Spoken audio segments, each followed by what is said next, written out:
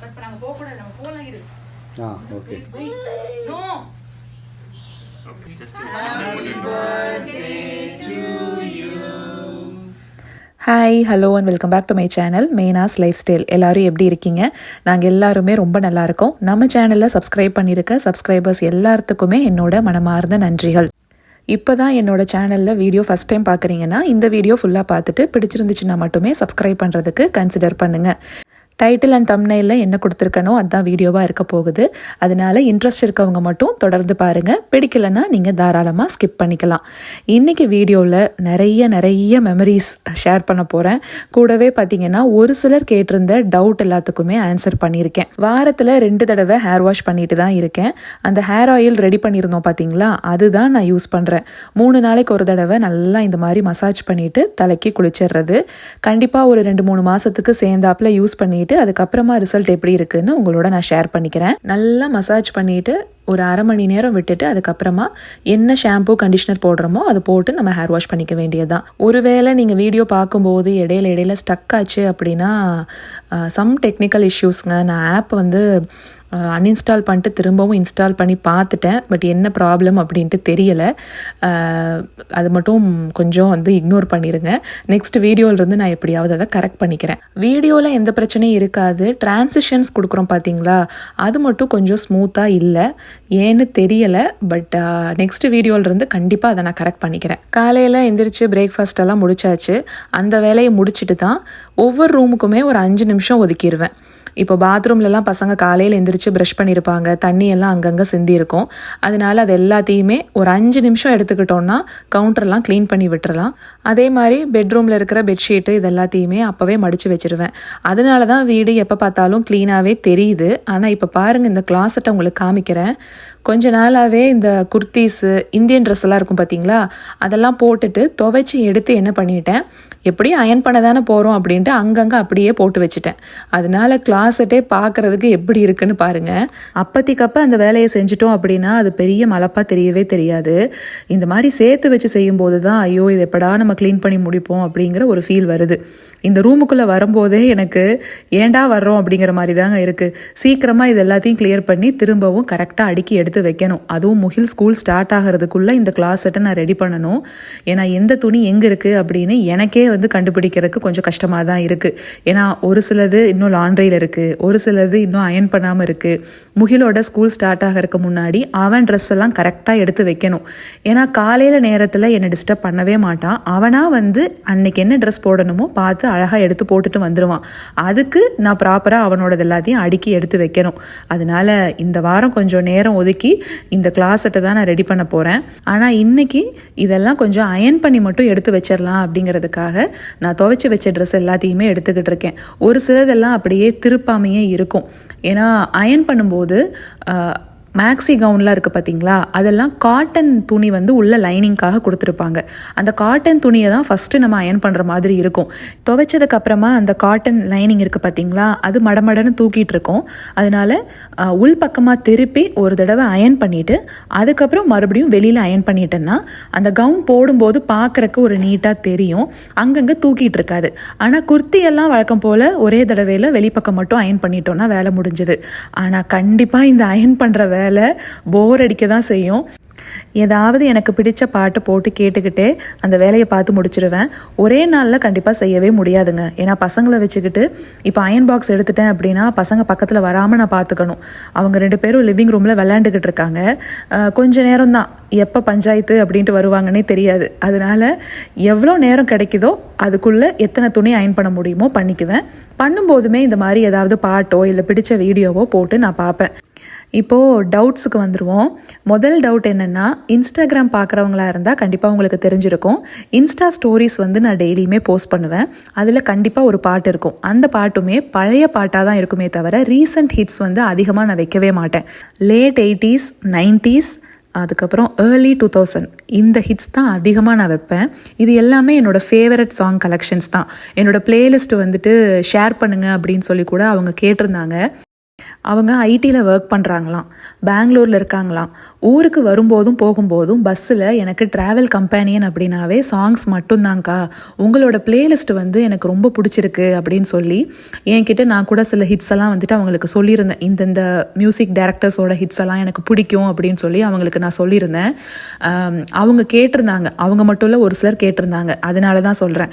இன்றைக்கி நான் இந்த ஒரு 10 பாட்டு கேட்குறேன் அப்படின்னா அந்த அன்னைக்கு கடைசியாக எந்த பாட்டு என் மனசில் நிற்கிதோ அது டக்குன்னு இன்ஸ்டா ஸ்டோரியில் வைக்கிறதுக்கு பார்ப்பேன். அப்படி இல்லைன்னா அந்த ஸ்டோரிக்கு ஏற்ற மாதிரி ஏதாவது ஒரு பாட்டு எனக்கு ஞாபகத்துக்கு வரும், அதை வந்து நான் வச்சிருவேன். பாட்டுக்கான டவுட்டை நான் கிளியர் பண்ணிட்டேன்னு நினைக்கிறேன். அதுக்குள்ளே லஞ்ச் டைம் வந்துருச்சு. அதனால ஒரு 4-5 துணி மட்டும்தான் அயன் பண்ணேன். அதை அப்படியே வச்சுட்டு ஏதாவது ஒன்று சீக்கிரமாக செய்கிற மாதிரி செஞ்சு வச்சுட்டு போயிட்டோன்னா மற்ற வேலையை பார்த்துக்கலாம். இன்றைக்கி வந்து தேங்காய் பால் சாதம் செய்ய போகிறேன். இந்த ரெசிபியை கண்டிப்பாக உங்களோட ஷேர் பண்ணிக்கிறேன். சீரக சம்பா அரிசி 2.5 கப் எடுத்து நல்லா கழுவிட்டு 1/2 மணி நேரத்துக்கு ஊற வச்சிடலாம். அதுக்கப்புறமா மற்றதெல்லாம் கட் பண்ணி ரெடி பண்ணிக்கலாம். இங்கே வந்து பார்த்திங்கன்னா இன்ஸ்டன்ட் பாட் நான் எடுத்திருக்கேன். சாட்டே மோட் ஆன் பண்ணிக்கலாம். 1 டேபிள் ஸ்பூன் அளவுக்கு நெய் விட்டுக்கலாம். நெய் விட்டாதாங்க இந்த சாதம் வந்து கொஞ்சம் நல்லாயிருக்கும். 1 பிரிஞ்சி இலை, 2 ஏலக்காய், 1 கிராம்பு, 1 டேபிள் ஸ்பூன் அளவுக்கு முந்திரி பருப்பு, 1 டீஸ்பூன் அளவுக்கு சீரகம், காரத்துக்கு 3 பச்சை மிளகாயை கீறி போட்டுக்கிறேன். இது எல்லாத்தையும் வதக்கிட்டு 1 பெரிய வெங்காயத்தில் பாதி மட்டும் நான் நல்லா கட் பண்ணி சேர்த்துக்கிட்டேன். அதுக்கப்புறம் இது நல்லா வதங்கட்டும். 1 ஸ்பூன் இஞ்சி பூண்டு விழுது சேர்த்துக்கலாம். இதுவும் நல்லா வதங்கினதுக்கப்புறமா 1 டேபிள் ஸ்பூன் அளவுக்கு கல்லுப்பு சேர்த்துக்கோங்க. நான் 2.5 கப் அளவுக்கு சீரக சம்பா அரிசி எடுத்திருக்கேன். அப்போ 5 கப் அளவுக்கு தண்ணி நமக்கு தேவைப்படும்.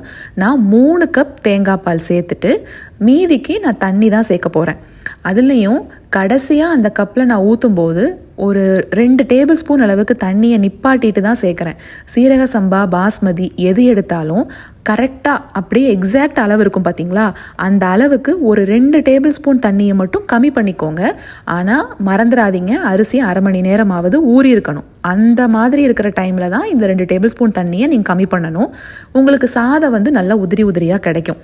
நல்லா அந்த பால் தண்ணியெல்லாம் கொதிச்சதுக்கு அப்புறமா கழுவி வச்சிருக்க அரிசியை சேர்த்துக்கலாம். நல்லா கலந்து விட்டுட்டு சீலிங் பொசிஷனில் இருக்கான்னு பார்த்துக்கோங்க. பார்த்துட்டு சாட்டே மோடை ஆஃப் பண்ணிடுங்க. ஆஃப் பண்ணதுக்கப்புறமா ப்ரெஷர் குக் அப்படிங்கிற மோடை 4 மினிட்ஸ் வரைக்கும் நான் வைக்கிறேன்.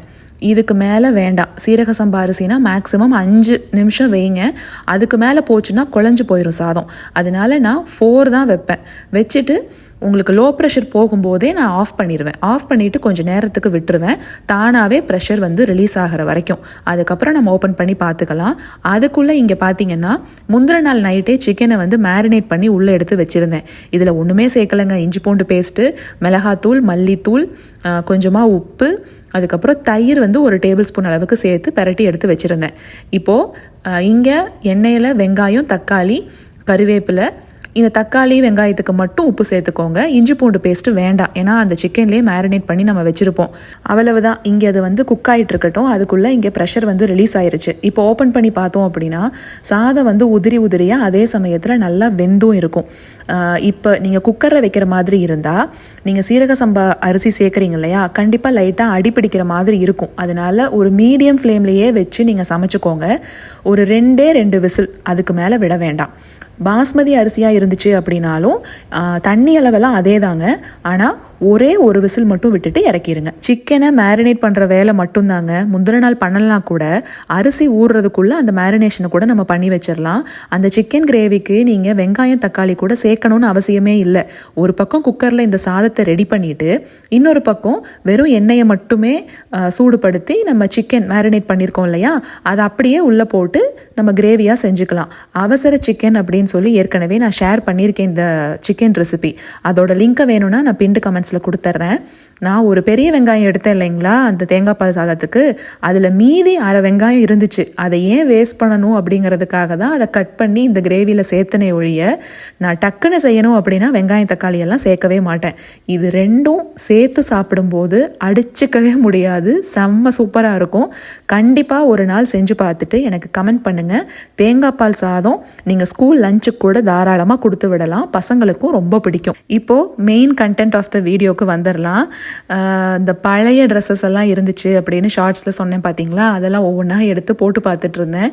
எல்லாமே வந்து கரெக்டாக இப்போ ஃபிட் ஆகுது. 1 2 மட்டும் லைட்டாக தையல் பிரித்து விட்டோம்னா அதையும் போட்டுக்கலாம் போல இருக்குது. சும்மா அப்படியே இந்த ட்ரெஸ் எல்லாம் எடுத்து வச்சு காமிச்சிட்டே இருந்தேன் அப்படின்னாலும் உங்களுக்கு போர் அடிக்கும். அதனால என்ன பண்ணுறேன், இதெல்லாம் பழைய ட்ரெஸ்ஸுன்னு சொன்னேன் பார்த்தீங்களா. ஸோ அப்போ நான் போட்டிருந்தப்போ எடுத்த ஃபோட்டோஸ் எல்லாம் கொஞ்சம் கொஞ்சம் ஷேர் பண்ணுறேன். முகிலுக்கு கரெக்டாக 4 வயசுங்க அப்போ எடுத்த ஃபோட்டோ இது. அந்த ஒயிட் ஸ்கர்ட் தான் அந்த ஃபோட்டோவில் நான் போட்டிருக்கேன். இதுக்கு எந்த டாப் வேணாலும் பேர் பண்ணிக்கலாம். அந்த ப்ளூ கலர் டாப்புமே இன்னும் என்கிட்ட இருக்குது. ஸ்கர்ட் தனியாக டாப் தனியான்னு வாங்குவோம் இல்லைங்களா, அதான் மிக்ஸ் அண்ட் மேட்ச் பண்ணிக்குவேன். செட்டாலாம் நான் வாங்கினது கிடையாது. எக்ஸாக்டாக 2018 விநாயகர் சதுர்த்தி வந்துச்சு. அப்போ தான் இந்த ட்ரெஸ்ஸு புதுசுன்னு சொல்லி போட்டு நானும் முகிலும் ஃபோட்டோ எடுத்திருக்கோம் பாருங்கள். போன வீடியோவில் சொல்லியிருந்தேன் பார்த்தீங்களா, டெலிவரி முடிச்சுட்டு நான் முகில எடுத்துகிட்டு வரும்போது இந்த வீட்டுக்கு தான் நான் வந்தேன் அப்படின்னு. அது அந்த வீடு தான். காட்டன்வுட் அப்பார்ட்மெண்ட்ஸ் அப்படின்னு சொல்லி டப்ளினில் இருக்குங்க, கலிஃபோர்னியாவில். 2 வருஷம் அங்கே தாங்க இருந்தோம். முகிலோட ஃபர்ஸ்ட் பர்த்டே, செகண்ட் பர்த்டே ரெண்டுமே அந்த வீட்டில் தான் நாங்கள் செலிப்ரேட் பண்ணோம். இது வந்து ஒரு மேக்ஸி தான். இது நான் ஃபீனிக்ஸ் மாலில் தான் நான் வாங்கினேன். சென்னைக்கு விசா இன்டர்வியூக்காக போயிருந்தோம். ஃபர்ஸ்ட் டே பயோமெட்ரிக்ஸ் இருக்கும், செகண்ட் டே தான் இன்டர்வியூ. அந்த பயோமெட்ரிக்ஸ் முடிச்சதுக்கப்புறமா அன்றைக்கி ஃபுல்லாக நம்ம சும்மா தான் இருக்க போகிறோம். ரிலேட்டிவ் வீட்டில் தான் தங்கியிருந்தோம். அப்போ சரி ஊருக்கு போகிறதுக்கு ட்ரெஸ் எல்லாம் ஷாப்பிங் பண்ணணும், சென்னையிலேயே பண்ணிக்கலாம் அப்படின்னு சொல்லிட்டு ஃபீனிக்ஸ் மால் போயிருந்தோம். பக்கத்தில் இருக்குது அப்படின்னு சொல்லி அங்கே வாங்கினது தான். 2018 எனக்கு பர்த்டே வந்தப்போ இதுதான் நான் போட்டிருந்தேன். பட் அந்த ஃபோட்டோஸ் எல்லாம் என்னோட பழைய ஃபோனில் இருக்குங்க. அதை வந்து ட்ரைவுக்கு நான் மாற்றவே இல்லை அந்த டைமில். அந்த ஃபோன் வந்து இப்போ ஒர்க் ஆகிறதும் இல்லை. அந்த ஃபோட்டோஸ் வந்து எனக்கு கிடைக்கல. இது ஒரு ஜம்ப் சூட் தான். இதுவுமே ஃபீனிக்ஸ் மாலில் நான் வாங்கினது. எக்ஸாக்டாக எந்த ஸ்டோர் அப்படின்னு எனக்கு இப்போ ஞாபகம் வரமாட்டேங்குதுங்க. ஆனால் மாலில் வாங்கின ஞாபகம் இருக்குது. இந்த ட்ரெஸ் எனக்கு ரொம்ப பிடிச்சுதாங்க நான் வாங்கினேன். ட்ரையல் பார்த்த உடனேயே நான் முடிவு பண்ணிட்டேன், கண்டிப்பாக இந்த ட்ரெஸ் நம்ம எடுக்கிறோம் அப்படின்னு. ஆனால் என்ன, கலிஃபோர்னியாவில் இது நான் போட்டுட்டு போகும்போது நான் படாத பாடுபடுவேன். அந்த குளிருக்கு வெளியில் போனாவே உடனே ரெஸ்ட் ரூம் யூஸ் பண்ணணும்னு வந்துடும்.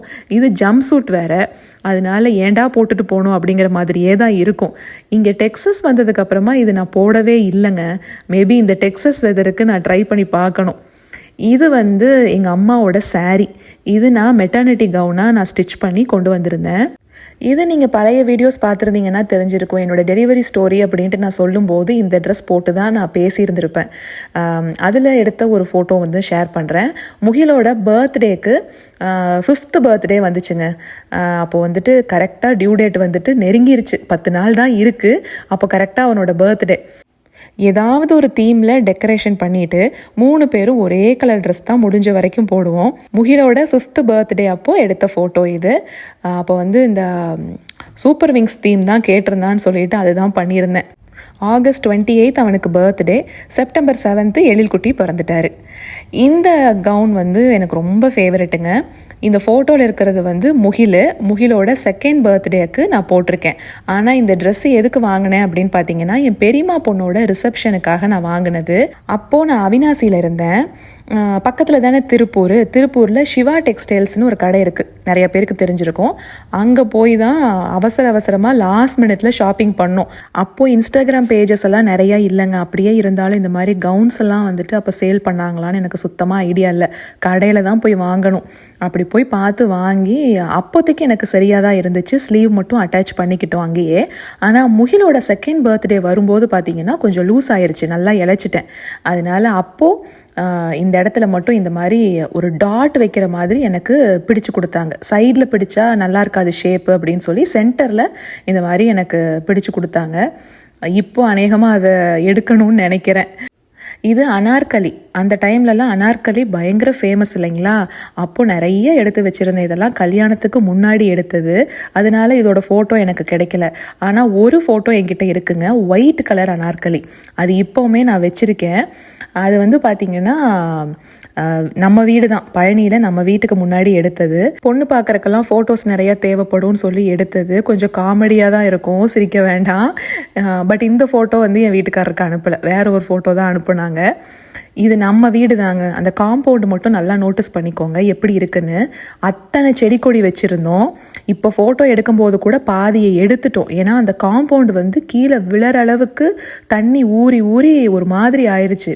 அதனால தான் மேனேஜ் பண்ண முடியல, மெயின்டைன் பண்ண முடியலன்னு சொல்லி எல்லாத்தையுமே எடுத்துட்டு நாங்கள் வந்து ஃபுல்லாக தளம் போட்டு விட்டுருக்கோம். ஒருத்தவங்க ரீசெண்டாக ஒரு கமெண்ட் பண்ணியிருந்தாங்க, அம்மா அப்பா ஹோம் டூர் பார்த்துட்டு மருந்துக்கு கூட செடியே இல்லை உங்கள் வீட்டில் அப்படின்னு சொல்லி. எங்கள் ஏரியாவில் இருக்கிறவங்க கிட்ட கேட்டு பார்த்தா தெரியும் எத்தனை செடி கொடி வச்சுருந்தோம் அப்படின்னு. ஒரு வீடியோ பார்த்துட்டு எப்படி ஜட்ஜ் பண்ணுறீங்கன்னு தெரியலங்க. அந்த ப்ளூ கலர் கவுன் இங்கே அமேசான் யூஎஸில் வாங்கினது தான். லிங்க் கிடைச்சதுன்னா நான் கீழே கமெண்ட்டில் ஷேர் பண்ணுறேன். இந்த அனார்கலி எனக்கு ஒரு அக்கா கொடுத்தாங்க. அவங்க பேர் வித்யா, சரஸ்வதி அத்தை அப்படின்னு சொல்லி வீடியோஸில் நிறைய ஷேர் பண்ணியிருக்கேன் இல்லைங்களா, அவங்களோட மருமக தான். அவங்க யூஸ் பண்ணிக்கிட்டு இருந்தது தான். இப்போ நான் போடுறதே இல்லைடா, சும்மாவே தான் இருக்குது, நீ வேணால் போட்டுக்கிறியா அப்படின்ட்டு கேட்டாங்க. தாராளமாக போட்டுக்கிறேன் அப்படின்னு சொல்லி வாங்கிட்டு வந்து ரொம்ப நாளைக்கு அதை யூஸ் பண்ணிக்கிட்டு இருந்தேன். இப்போவுமே என்கிட்ட இருக்குது. இதோ இப்போ காமிக்கிற இந்த 3மே தாங்க ஆர்கன்சா சாரீ வாங்கி அதில் ஸ்டிச் பண்ணது. அந்த டைம்லலாம் பார்த்தீங்கன்னா அந்த அக்காவுக்கு வந்து இன்விசிபிள் ஜிப்பெல்லாம் வைக்க தெரியலை. ஸோ என்ன பண்ணிட்டாங்க, ஜிப்பு சாதாரணமாக வச்சுட்டு அது தெரியக்கூடாது அப்படிங்கிறதுக்காக மேலே பாருங்கள் அந்த பிரெஸ்ட் கிட்ட அந்த மாதிரி ஒரு பட்டி மாதிரி கொடுத்துட்டாங்க. இது வந்து ஃபோட்டோ ஷூட் எடுக்கலாம் அப்படின்னு சொல்லிட்டு போயிருந்தோம். அப்போ எடுத்ததான் இது. ஆனால் பிங்க் கலர்லேயுமே போட்டு நான் ஃபோட்டோ எடுத்தேன் சரிங்களா. ஆனால் அந்த ஃபோட்டோ வந்து நான் ஷேர் பண்ணலை. இதில் பார்த்தாவே தெரியும் 2 பக்கமும் ஜிப்புக்கு வந்து மறைக்கணும்னு சொல்லி இந்த மாதிரி பட்டி கொடுத்துட்டாங்களா. அது கொஞ்சம் நல்லா இல்லை, ஃபோட்டோவில் பார்க்கும்போது அந்தளவுக்கு அது நல்லா இல்லை. அது ஒரு மாதிரி அந்த இடத்துல பல்ஜான மாதிரி தெரியுங்க. அதனால் அந்த ஃபோட்டோவை நான் ஷேர் பண்ணலை. ஆனால் ஃபோட்டோ ஷூட் இந்த மாதிரி எடுக்கணும் அப்படின்னு சொல்லி இந்தியாவிலேருந்து வரும்போதே பிங்க் கலர் ப்ளூ கலர் அப்படின்னு சொல்லி சாரீ எடுத்து நான் தைச்சி எடுத்துகிட்டு வந்தது தான். இந்த எல்லோ கலர் வந்து நிறைய வீடியோஸில் நான் போட்டிருக்கேன். பழைய வீடியோஸ் வந்து நீங்கள் பார்த்தீங்கன்னா உங்களுக்கு தெரியும். இந்த எல்லா சாரீக்குமே காட்டனில் லைனிங் எடுத்து உள்ளே வந்து காட்டன் துணி தான் கொடுத்துருக்கு. ஸோ இந்த மாதிரி சாரீ எல்லாம் நமக்கு ரொம்ப சீப்பாக தாங்க கிடைக்கும். அதை வந்து நீங்கள் ஸ்டிச் பண்ணிக்கலாம் உங்கள் டெய்லர்கிட்ட கொடுத்து. ஏன்னா இப்போ நான் போடுற நிறைய மேக்ஸிஸுமே பார்த்தீங்கன்னா ஒன்று ஜார்ஜெட் மெட்டீரியல், ஆர்கன்ஸா, இதெல்லாம் நீங்கள் எடுத்தீங்கன்னு வைங்களேன், உங்களுக்கு வந்து வாஷரில் போட்டு ட்ரையரில் போடும்போது ஒன்றுமே ஆகாது. ஆனால் ஃபுல் காட்டன் எடுத்தீங்க அப்படின்னா கொஞ்சம் நீங்கள் மெயின்டைன் பண்ணிக்கிட்டே இருக்கணும், அயன் பண்ணணும். ஏன்னா அயன் பண்ணாமல் போட்டால் அது நல்லா இருக்காது, சுருக்கமாக தெரியும். இந்த ப்ளூ கலர் ஃப்ராக் இருக்குது பார்த்தீங்களா, அந்த ஆரஞ்சு கலர் காமிச்சேன் இல்லையா ஃபஸ்ட்டு ஒன்று, இதே காட்டன் சில்க்கு கலர், அந்த மாதிரி சில்க்கு காட்டனில் அந்த சாரீ எடுத்து ஸ்டிச் பண்ணது தான். இது வந்து ஊரில் இருக்கும்போது எனக்கு பர்த்டே வந்துச்சுங்க. அந்த பர்த்டேக்கு எல்லாருமே வந்திருந்தாங்க. ஏன்னா அந்த பர்த்டே எனக்கு 30th பர்த்டே.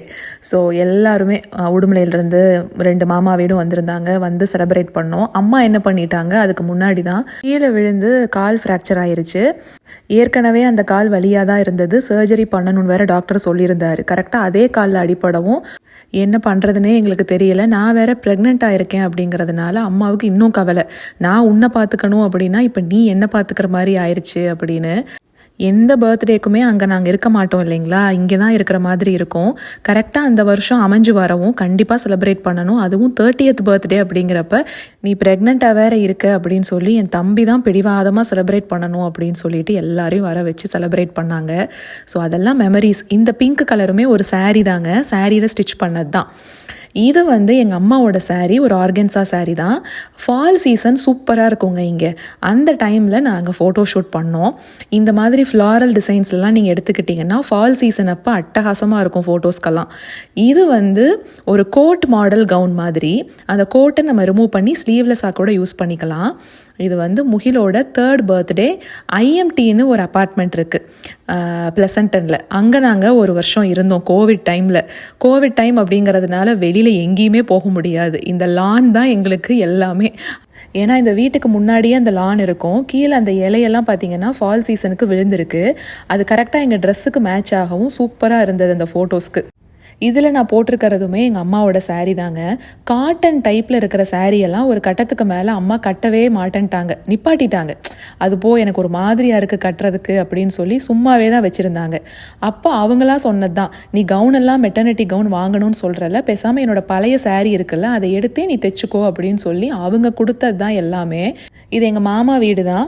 கிரகப்பிரவேசத்துக்கு நாங்கள் இருக்க மாட்டோம், ரிட்டன் இங்கே யுஎஸ் வந்துடுவோம்.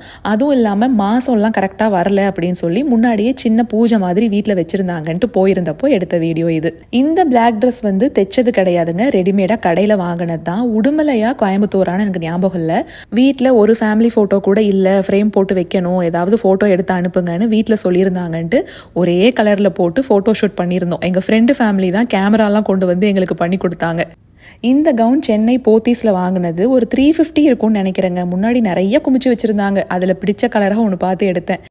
முகிலோட பழைய ஷர்ட் இப்போ பத்துறதில்ல அப்படின்னு சொல்லி நான் ஷார்ட்ஸில் காமிச்சேன் பாருங்கள், ஒரு எல்லோ கலர் அது போட்டிருக்கான் பாருங்கள்.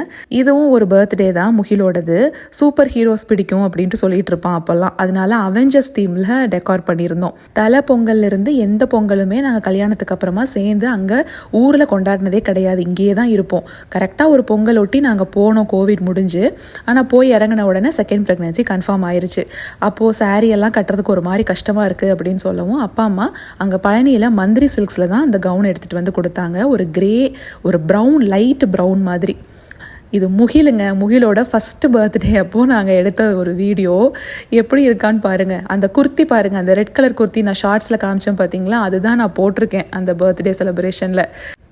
ஒரு ஸ்டேஜில் யோசித்து பார்க்கும்போது இந்த ஃபோட்டோஸ் வீடியோஸ் எல்லாமே தான் மெமரிஸாக இருக்குது இல்லைங்களா. இதெல்லாம் இத்தனை வருஷம் கழித்து பார்க்கும்போது கூட திரும்ப அந்த டைமுக்கே போயிட்டு வந்த மாதிரி ஒரு ஃபீல் கிடைக்குது. அதுலேயும் உங்ககிட்ட இந்த கதையை சொல்லும்போது என்னமோ ஒரு மாதிரி ஒரு ஹாப்பினஸ், ஃப்ரெண்டுக்கிட்ட உட்காந்து பேசுகிற மாதிரி இருக்குது. யாருக்காவது ரொம்ப போர் அடிச்சிருந்தா ஐ எம் ரியலி சாரி. ஒரு சில கமெண்ட்டெல்லாம் வந்திருந்தது, வீடியோக்காக ட்ரெஸ் பண்ணிக்கிறது, நீட்டாக இருக்கிற மாதிரி காமிச்சிக்கிறது, வீடியோக்காக க்ளீனாக வச்சுக்கிறது அப்படின்னு. என் கூட பழகிறவங்களுக்கும் என்னை ஆரம்பத்திலேருந்து தெரிஞ்சவங்களுக்கும் தெரியும் நான் எப்படி அப்படின்னு. இன்னொன்று எனக்கு தெரியும் நான் எப்படின்னு இல்லைங்களா. அதனால அந்த கமெண்ட்லாம் பார்க்கும்போது எனக்கு கோபம் வர்றதில்ல, சிரிப்பு தான் வருது.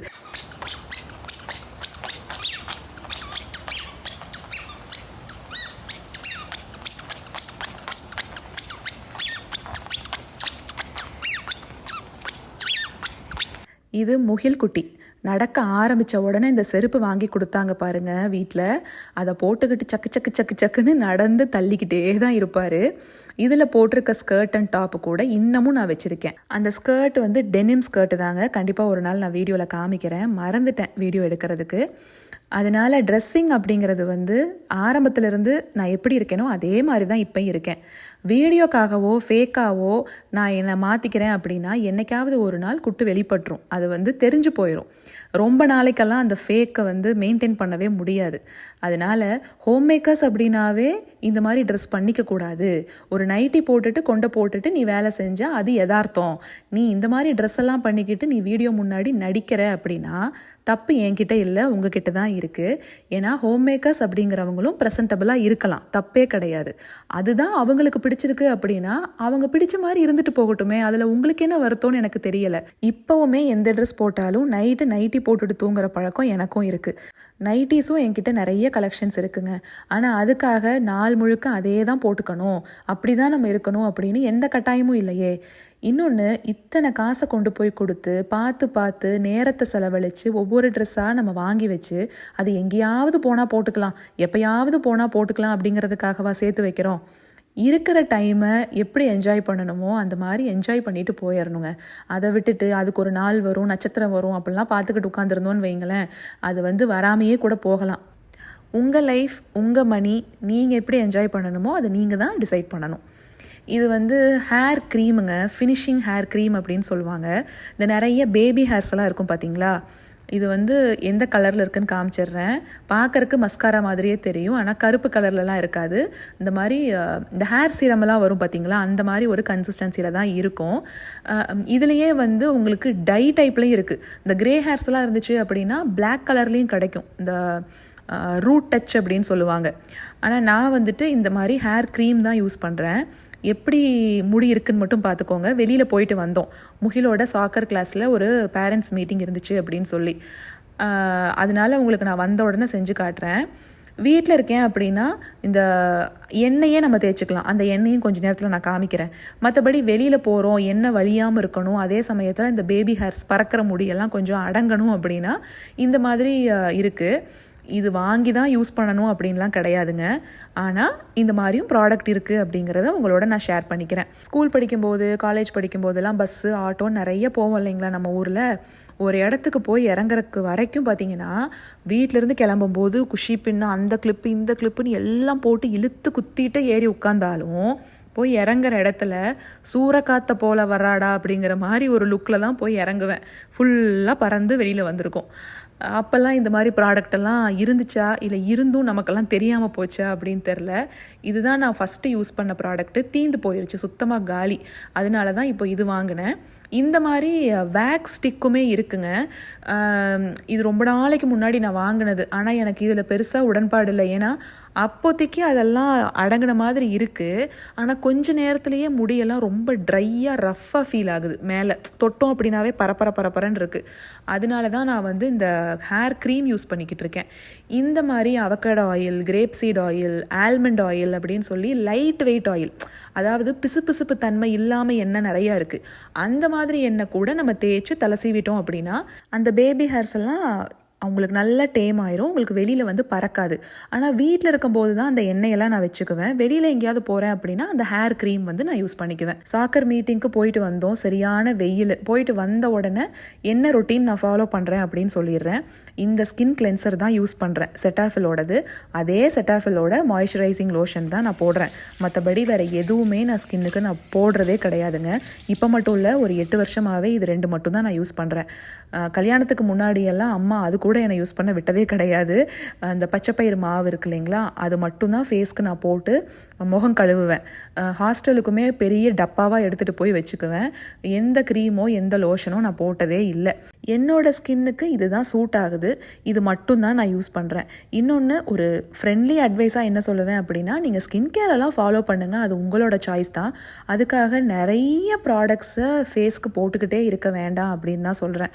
மற்றபடி நீங்கள் வந்து இது எக்ஸ்பர்ட்டாக யார் இருக்காங்களோ அவங்கக்கிட்ட நீங்கள் அட்வைஸ் கேட்டுக்கிறது நல்லது. ஸ்கின்னுக்கு வந்து நிறைய ப்ராடக்ட்ஸை வந்து நம்ம ஃபீட் பண்ணுற மாதிரி ஆயிரும். அதனால் மினிமலாக நீங்கள் என்ன ஃபாலோ பண்ணுறீங்களோ அதையே யூஸ் பண்ணுங்கள். இப்போ லோஷனோ கிளென்சரோ இந்த அளவுக்கு தான், அந்த ஒரு பம்பே போதும். அதுவும் ரொம்ப போட்டுக்கிட்டெல்லாம் யூஸ் பண்ணணுங்கிற அவசியம் இல்லை. சன்ஸ்க்ரீன் அப்படிங்கிறது நான் போடுறது இல்லைங்க. வெளியில் எங்கேயாவது வெயிலுக்கு போகிறேன் அப்படின்னா மட்டும்தான் போடுறேன். ஆனால் ஒரு சிலர் சொல்கிறாங்க வீட்டில் இருக்கும்போது கூட அதை யூஸ் பண்ணணும்னு. நான் ஆனால் பண்ணுறதில்ல. இன்னொன்று, இன்ஃப்ளூயன்சர்ஸ், யூடியூபர்ஸ் எல்லாம் ரெக்கமெண்ட் பண்ணுறாங்க. இப்போ என்னையே எடுத்துக்கோங்க, நான் இந்த செட்டாஃபில் சொல்கிறேன் அப்படிங்கிறதுக்காக நீங்கள் வாங்கி போட வேண்டாம். உங்களுக்கு வந்து எது சூட் ஆகுதோ அதே ட்ரை பண்ணுங்கள். மற்ற எந்த விஷயமா இருந்தாலும் பரவாயில்ல, காசோடு தான் போகும். ஸ்கின்னுக்கு, ஹேருக்கு மற்றவங்க சொல்கிற அட்வைஸை கேட்டு நீங்கள் யூஸ் பண்ண ஆரம்பிச்சிங்க அப்படின்னா காசுக்கு காசும் போயிடும், சைடு எஃபெக்ட்ஸையும் நம்ம தான் ஃபேஸ் பண்ணணும். அதனால் உங்களுக்கு எந்த ப்ராடக்ட் வந்து செட் ஆகுதோ அதையே யூஸ் பண்ணுங்கள். ஏதாவது வீடியோ எடுக்கணும் அப்படின்னா நான் பவுடர் போட்டுக்குவேன், இல்லைனா அந்த லோஷனோடையே விட்டுருவேன். அதுவே நல்லாயிருக்கும். எந்த விஷயமே நான் பார்க்கலங்க இந்த வாரம், மேபி மிஸ் பண்ணியிருக்கலாம். பட் பொதுவாக எல்லாருக்கும் சொல்லிக்கிறேன், பிறந்த நாள், திருமண நாள் கொண்டாடுற எல்லாருக்குமே என்னோட மனமார்ந்த நல்வாழ்த்துக்கள். அவ்வளவுதாங்க என்னோட ஸ்கின் கேர். இது மட்டும்தான் நான் ஃபாலோ பண்ணுறேன். இந்த வீடியோ உங்களுக்கு பிடிச்சிருக்கும் அப்படின்ட்டு நினைக்கிறேன். பிடிச்சிருந்துச்சு அப்படின்னா மட்டுமே ஒரு லைக் கொடுங்க. நம்ம அடுத்த வாரம் வேறு ஒரு லாங் வீடியோவில் பார்க்கலாங்களா? Until then, tata, bye bye.